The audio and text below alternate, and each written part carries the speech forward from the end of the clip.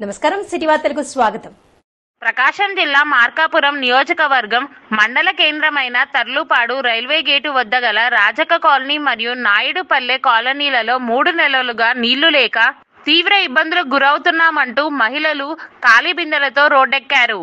పలుమార్లు ప్రజాప్రతినిధి దృష్టికి తీసుకువెళ్లినప్పటికీ ఇవాళ రేపు అంటూ కాలయాపన చేస్తున్నారే తప్ప మా సమస్యలు పట్టించుకునే నాదుడే లేడు అంటూ వాపోయారు. తర్లుపాడు మార్కాపురం రహదారిపై నీటి కష్టాలు తొలగించాలంటూ మహిళలు రాస్తారోకో నిర్వహించారు.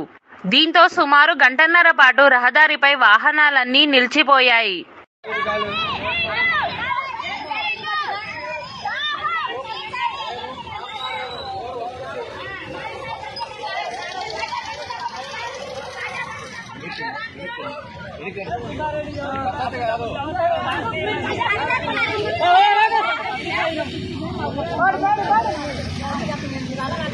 రానండి సరే మీరు పరిష్కరించినట్టు